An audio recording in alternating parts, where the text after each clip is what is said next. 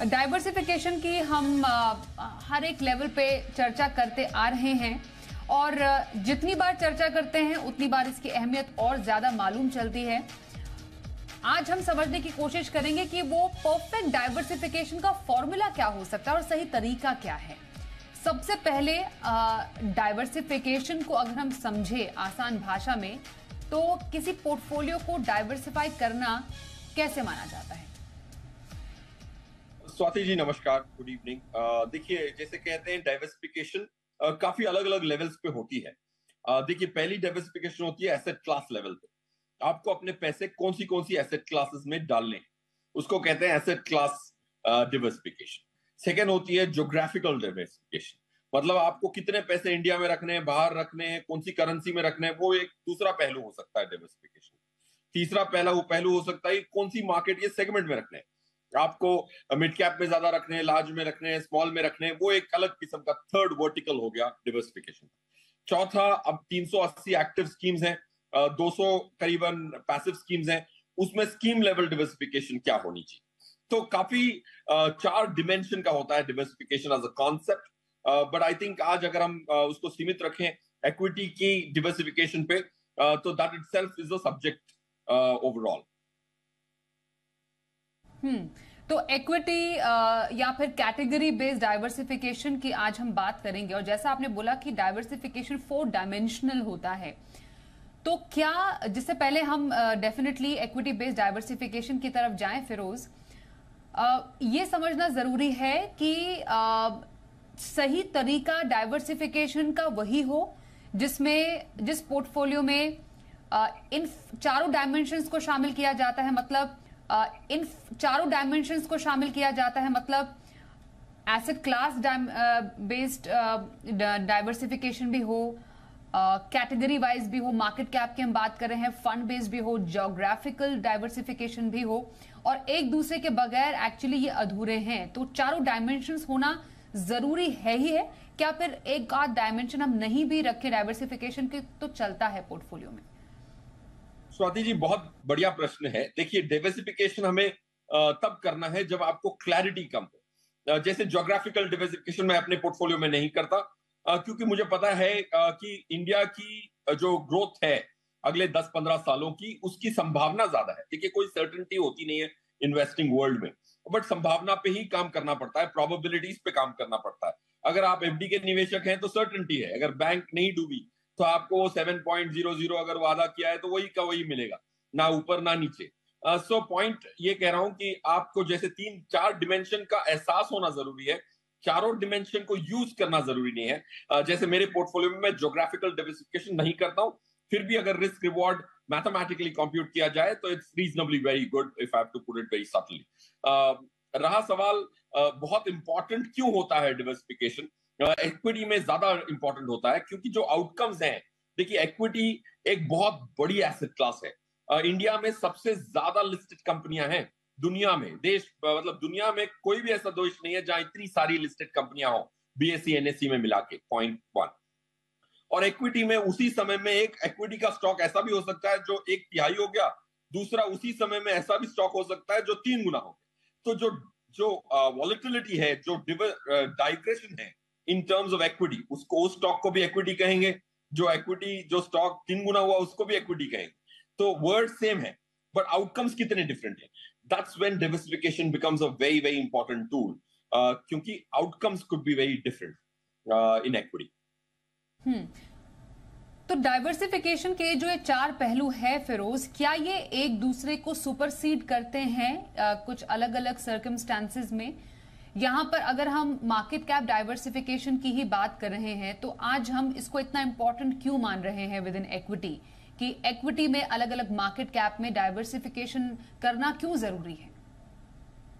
इसीलिए जरूरी है क्योंकि हर अगर हम सिंप्लीफाई करना चाहें लार्ज कैप, मिड कैप और स्मॉल कैप में, राइट, माइक्रो कैप को फिलहाल भूल जाएं, तो भी आप देखें लास्ट ईयर का उदाहरण लेके मैं आपको ये पॉइंट मेक करना चाहूंगा स्वाति जी, कि लास्ट ईयर जब निफ्टी 1% ऊपर गई, मिड कैप स्टॉक्स 5% नीचे गए, स्मॉल कैप इंडेक्स -13 गया। तो देखिए जो डिस्पर्शन है of return at a category level itself is reasonable. तो एक साल में 14% का अंतर हो गया निफ्टी से स्मॉल कैप में।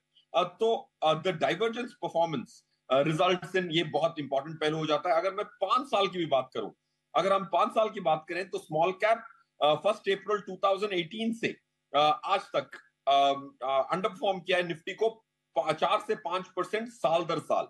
ऐसा कम ही होता है कि स्मॉल कैप लंबी अवधि में लार्ज कैप को अंडर परफॉर्म करे। तो 5% का फर्क आपका स्मॉल कैप और लार्ज कैप के बीच में, अगर आपने सिर्फ स्मॉल कैप की पोर्टफोलियो हैवी कर दी तो आपका नुकसान हो सकता था। अगर आपने लार्ज कैप हैवी कर दिया तो 5 साल आप खुश रह सकते थे, अगले 5 साल शायद आपका नुकसान हो जाए। So it's important to have a certain portion of your money in all these 3 segments of the market. Okay तो क्योंकि हम यहाँ पर मोस्टली जो 3 मेजर कैटेगरीज हैं Firoz, large cap, mid cap, small cap की बात कर रहे हैं, और उसमें एक परफेक्ट एलोकेशन होना चाहिए, तो परफेक्ट या फिर प्रेफरेबल एलोकेशन की कोई डेफिनेशन है हमारे सामने, या उसका कोई परसेंटेज या कोई फॉर्मूला है निवेशकों के सामने? स्वाति जी, ये जो प्रोपोर्शंस हैं वो हर साल चेंज होने चाहिए, हर 2 साल चेंज होने चाहिए। एक्सटर्नल फैक्टर जो है, मार्केट बहुत डायनामिक चीज है। तो सदियों से आप कोई 50% large cap, 30% mid cap, 20% small cap लेके नहीं चल सकते। तो आज की मैं कंटेम्प्रेरी रेकमेंडेड एलोकेशन बता सकता हूँ। परफेक्ट एलोकेशन तो सिर्फ रेट्रोस्पेक्ट में कोई बोल सकता है कि ये परफेक्ट हो सकती थी। तो अगर हम आगे की क्रिस्टल बॉल गेजिंग करें तो हमारा ये मानना है कि मिड कैप जो सेगमेंट है वो लीस्ट लुक्रेटिव है, क्योंकि mid cap mutual fund investor के लिए वो 150 कंपनी होती हैं, और लार्ज कैप टॉप 100 होती हैं, सब्सिक्वेंट 150 होती हैं मिड कैप, फिर उसके बाद तो पूरी टेल को लार्ज स्मॉल कैप करार दिया गया है सेबी के द्वारा। तो मिड कैप में जो पोटेंशियल है वो थोड़ी कम लगती है हमें। उसके जो 150 स्टॉक्स हमने एनालाइज किए, उसकी जो टारगेट्स हैं उसको कंसोलिडेट किया, तो हमें लगता है कि large cap is good, mid cap थोड़ा अंडर वेट रहना चाहिए 20%, और स्मॉल कैप में पोटेंशियल काफी अच्छी उभर के आ रही है, because past performance is not very good. तो 30% स्मॉल कैप, 20% मिड कैप, और बचा 50% heavy weight will be large caps. Okay, interesting. तो आप कह रहे हैं कि 50% लार्ज कैप को, 20% मिड कैप को, और उससे कुछ ज्यादा स्मॉल कैप, बिकॉज जैसे संभावनाएं स्मॉल कैप कैटेगरी में बढ़ रही है निवेश की, तो वो एक डिजायर्ड एलोकेशन हो सकता है किसी निवेशक के लिए with in equity market cap diversification में। अगर हम इसको फ्यूचर रिटर्न के पोटेंशियल से मापें फिरोज, तो हम एक मार्केट कैप एलोकेशन या डाइवर्सिफिकेशन को कैसे पोर्टफोलियो में इंप्लीमेंट कर सकते हैं? देखिए स्वाति जी, हम एटलीस्ट एक एफर्ट करते हैं जिसमें बहुत मेहनत लगती है। हम टारगेट हर स्टॉक के फाइंड आउट करते हैं, सिर्फ ना हमारी इंस्टीट्यूशनल डेस्क से, पूरी इंडिया के जो बेस्ट एनालिस्ट हैं उनकी जो टारगेट्स हैं इस स्टॉक की कंसोलिडेट करते हैं, और जो भी डिफरेंस है उस पे फोकस करते हैं। फॉर एग्जांपल निफ्टी का target naive of all the 50 stocks अगले 1 साल का हमारे हिसाब से 13% है, और स्मॉल कैप का 20% है। ना तो 13 सीरियसली लेना है, ना तो 20 को, बट ये जो डिफरेंस है 7% का, उसको आप सीरियसली ले सकते हैं स्टेटिस्टिकली। तो 7% का जो डिफरेंस है वो रियलाइज होने की संभावना अच्छी है। 7 शायद ना हो, 3 हो जाए, 4 हो जाए, बट निफ्टी को बीट करने की संभावना ज्यादा है, क्योंकि ये futuristic targets of each of the stocks have been consolidated. तो इस आधार पे आपने ये निर्णय लिया या ये रिकमेंडेशन दिया कि 30% स्मॉल कैप में जा सकते हैं, क्योंकि 7% की डिफरेंशियल टारगेट एनएवीज हैं दोनों इंडिसेस में। पॉइंट 1। पॉइंट 2, देखिए स्मॉल कैप 5 साल पहले भी उसका नाम स्मॉल कैप ही था, अंग्रेजी में आज भी उसका नाम स्मॉल कैप है, बट स्मॉल कैप तब सिर्फ 225 स्टॉक थे 3000 करोड़ के ऊपर वाले, और स्मॉल कैप कैटेगरी में अब 396 हो गए। एक फंड मैनेजर के पास अब ऑप्शंस ऑलमोस्ट दुगने हो गए, राइट। उसकी जो सबसे बड़ी स्मॉल कैप थी 5 साल पहले 8000 करोड़ की कंपनी हुआ करती थी, आज वही सबसे बड़ी स्मॉल कैप 16-17 हजार करोड़ की कंपनी हो गई है, but the name will always remain small cap. So Angrezi में काफी चीजें कैमोफ्लेज हो जाती हैं, जो अगर बारीकी से देखो तो small cap is not as risky as it earlier was. और जब हम रिस्क कंपैरिजन की बात करते हैं, जिसको हम यूजुअली बीटा भी बोलते हैं, हम क्योंकि टेक्निकल टर्म की बात करते हैं तो उसमें बीटा हो गया, लेकिन वो बेसिकली फंड के रिस्क को दर्शाता है बीटा की जब हम बात करते हैं। तो इसके लिहाज से जो, क्योंकि हम फिगर क्रंचिंग काफी की गई है आपके द्वारा, तो जो रिस्क कंपैरिजन है स्मॉल कैप का मिड कैप का रिलेटिव टू निफ्टी 50, वो कैसा रहा है 3 साल में या 5 साल में?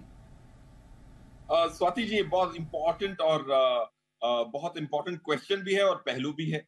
देखिए क्या होता है कि रिस्क को हमेशा हम अंग्रेजी में नापने तोलने की कोशिश करते हैं, जो नामुमकिन है। तो बीटा बहुत सरल है, बट ऑफ कोर्स उसका नाम थोड़ा भारी भरकम है, तो कोई भी घबरा जाए बीटा क्यों है, क्योंकि एक ग्रीक अल्फाबेट के नाम पे रिस्क मेजर डाला गया है। कोई अंग्रेजी का, इंग्लिश का, हिंदी का शब्द यूज करते तो शायद हमें इतना डर नहीं लगता।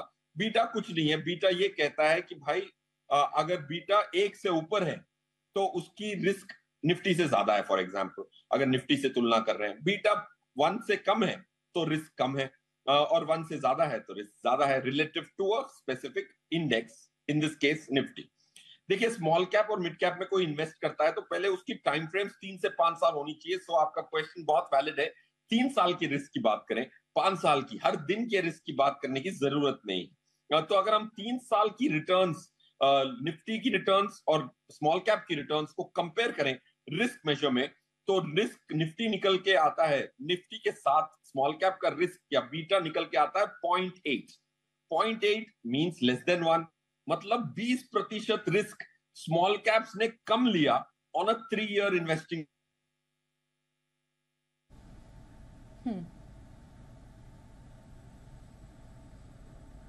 ओके, फिरोज के पास हम चलते हैं फिर से। कुछ टेक्निकल इशू यहां पर आ रहा है, तो बेसिकली हम समझने की कोशिश कर रहे हैं कि आप अपने पोर्टफोलियो में डाइवर्सिफिकेशन कैसे कर सकते हैं, और उसके चलते हम अलग अलग जो डायमेंशंस होते हैं डाइवर्सिफिकेशन के, कैसे आप रिस्क के पैमाने पर, कैसे आप रिटर्न के पैमाने पर अपने पोर्टफोलियो को जांचें, और यहीं पर जोखिम या फिर बीटा की चर्चा की जा रही है। फिरोज, आप अपनी बात को आगे बढ़ाएं।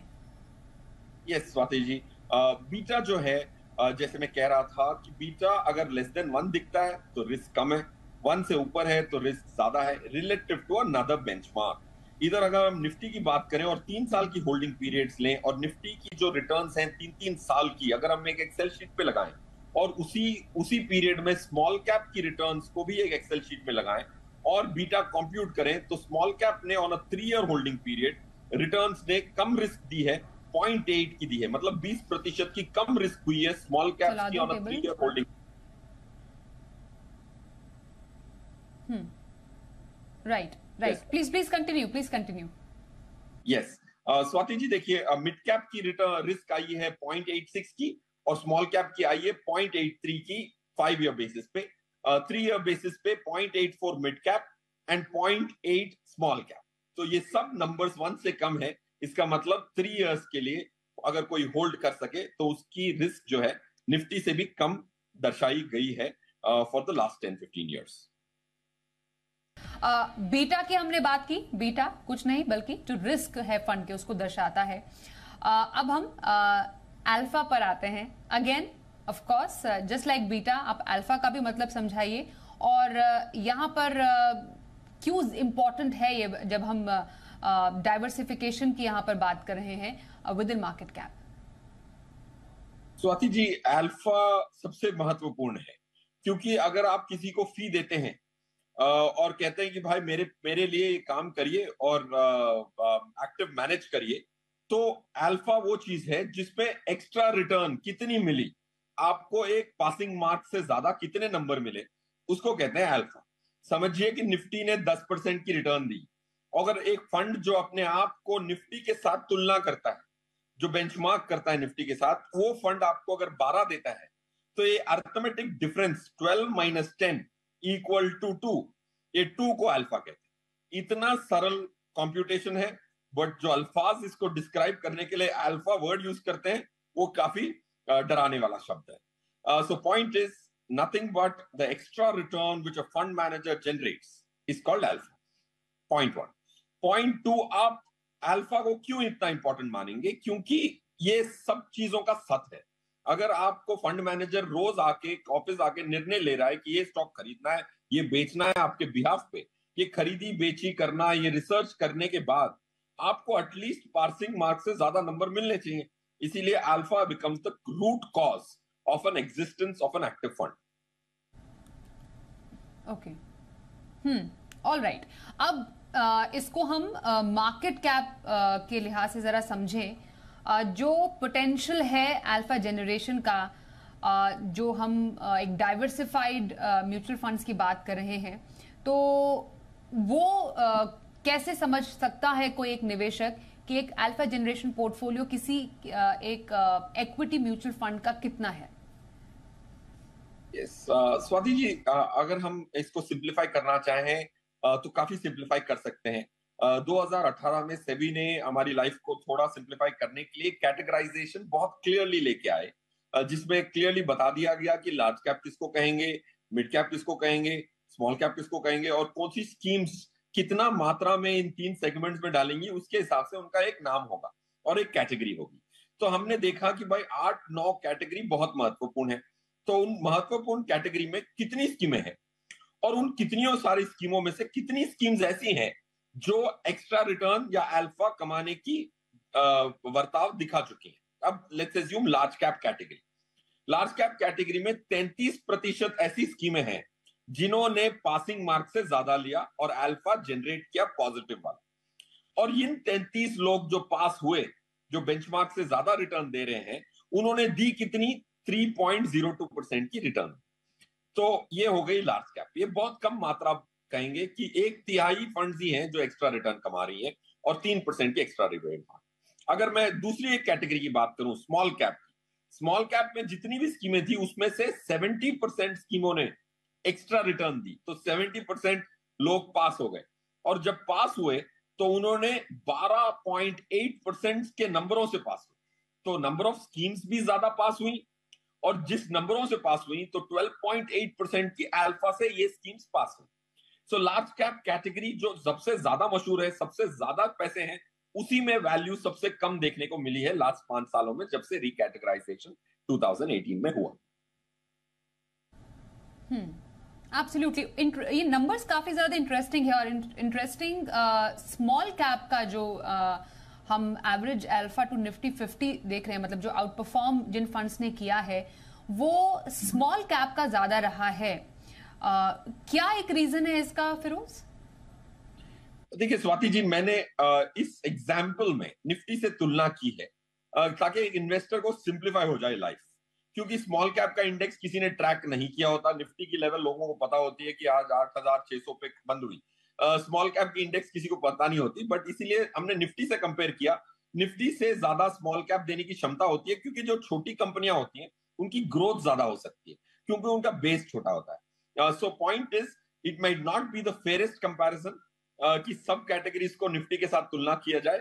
ये निवेशक की सिंप्लिसिटी के लिए मैंने तुलना की है। पॉइंट 1, स्मॉल कैप्स जो स्टॉक्स होते हैं उनकी क्षमता होती है कि वो जल्दी से ग्रो कर पाए। जो बड़ी कंपनियां ऑलरेडी ग्रो हो चुकी हैं, इतनी बड़ी हो चुकी है कि उस बड़ी प्रॉफिट पे और बढ़त करना बहुत कठिन होता है। तो small caps have a larger growth potential, इसीलिए उनकी जो निफ्टी के साथ अगर तुलना की जाए तो अल्फा अच्छा खासा देखने को मिला है। ओके, क्योंकि हम यहां पर बात कर रहे हैं कि किसी को डाइवर्सिफाइड कैटेगरीज क्यों सेलेक्ट करनी चाहिए, उसमें सबसे इंपॉर्टेंट समझना है कि हम एक सही फंड का सिलेक्शन करें और इस पर गलती की गुंजाइश कम हो। तो कैसे रिटर्न के कंपैरिजन से हम एक बेस्ट परफॉर्मिंग फंड या फिर एक वर्स्ट परफॉर्मिंग फंड में से एक डाइवर्सिफाइड पोर्टफोलियो क्रिएट कर सकते हैं, थोड़ा मैं इसके मायने और महत्व समझना चाहती हूं आपसे। स्वाति जी, देखिए, जब डिवर्सिफिकेशन की बात आती है उसमें रिस्क घटाना एक बहुत अहम आउटकम आता है डिवर्सिफिकेशन का। अब आप देखें कि ओवरऑल हर कैटेगरी की अगर मैं तुलना करूं तो 40 से 50% स्कीमें एक्स्ट्रा रिटर्न कमाती। बट अगर आप एक पोर्टफोलियो 10 स्कीमों का फॉर्मुलेट करते हैं तो उसमें से 2-3 तो अंडर परफॉर्म करेंगी ही करेंगी, भले कोई भी चूज कर ले, कितनी भी मैथमेटिक्स कर ले, 2-3 स्कीमें अंडर परफॉर्म करेंगी, क्योंकि पूरी जो यूनिवर्स है उसमें आधी से ज्यादा स्कीमें अंडर परफॉर्म करती है। तो ये इन्वेस्टर को जहन में बिठाना चाहिए कि आप, ये नामुमकिन है कि 10 स्कीम आप अगर खरीदते हैं सब स्टार निकलेंगे। तो आपको एक अपनी एक्सपेक्टेशन को टेपर करना है। That's point 1। पॉइंट 2, ये जो कैटेगरीज हैं, ये कैटेगरीज लॉन्ग स्टैंडिंग कैटेगरीज। काफी नए निवेशक सेक्टर फंड खरीद लेते हैं, मैं कहता हूं कि यार सेक्टर फंड खरीदोगे तो आपको कब बेचना है वो भी बहुत इंपॉर्टेंट हो जाता है। फाइनेंशियल सर्विसेज सेक्टर का फंड खरीद लेते हैं, टेक्नोलॉजी फंड लोगों ने 1.5 साल पहले बहुत खरीदे हुए हैं। तो पॉइंट ये कह रहा हूं कि 8 कैटेगरीज जो हैं वो डिवर्सिफाइड कैटेगरीज हैं, सेक्टर बेस्ड या थीम बेस्ड नहीं है। तो इसीलिए इनकी जो लॉन्जिविटी होती है, एक जो पोर्टफोलियो में आप 10 साल भी छोड़ दें तो अनर्थ नहीं हो सकता। So that's why diversification into these very well spread out categories is more critical. इसमें कई बार फिरोज ऐसा भी होता है कि डाइवर्सिफाई करने के इस पूरे प्रोसेस में निवेशक ओवर डाइवर्सिफाई कर लेते हैं। तो वो जो डाइवर्सिफाई ओवर डाइवर्सिफिकेशन का जो एक थिन लाइन है वो कब क्रॉस होता है, कैसे एक निवेशक को मालूम चले कि उसने ओवर डाइवर्सिफाई किया है? क्योंकि कई जो क्वेश्चंस हमारे पास भी आते हैं उसमें निवेशक के एक ही एएमसीज के फंड्स हो या फिर एक ही मार्केट कैप हैवी फंड्स में उन्होंने निवेश किया होता है, या तो उनको लगता है कि स्मॉल कैप अभी अच्छा करे तो स्मॉल कैप ज्यादा लें या लार्ज कैप में ज्यादा लें। तो वो ओवर डाइवर्सिफिकेशन को कैसे पहचाने? स्वाति जी, जैसे आपने कहा ओवर डिवर्सिफिकेशन भी हानिकारक हो सकती है, बट हमने एक स्टडी की जहां पे हमने 404 पोर्टफोलियो जो आनंद राठी ने एडवाइस नहीं किए थे, किसी और ने एडवाइस किए थे, अलग अलग एडवाइजर्स ने, उनकी हमने एनालिसिस की। उसमें से हमें यह पता लगा कि काफी सारे लोग निफ्टी को भी अंडर परफॉर्म कर रहे थे और उनको पता नहीं था ट्रांजैक्शन बाय ट्रांजैक्शन। और 29 पोर्टफोलियो ऐसे निकले जो आनंद राठी के मॉडल पोर्टफोलियो से जीत गए। और हम ये देखना चाहते थे कि ये 29 लोगों ने क्या ऐसा किया जो हमारे मॉडल पोर्टफोलियो को मात दी। और आप सरप्राइज होंगी, हम तो बहुत आश्चर्यचकित हो गए क्योंकि हमारा जो बिलीफ था वो चैलेंज हो गया। तो ये 29 पोर्टफोलियो ने हमने देखा कि उसमें स्कीम की जो मात्रा थी 22-23 स्कीमें थी। तो हमारा ये पहले तक मानना था कि भाई 10-12 स्कीम से ज्यादा कभी भी होगी तो ओवर डिवर्सिफिकेशन हो जाएगा। But even 22 scheme portfolios have beaten Anand Rathi model portfolio.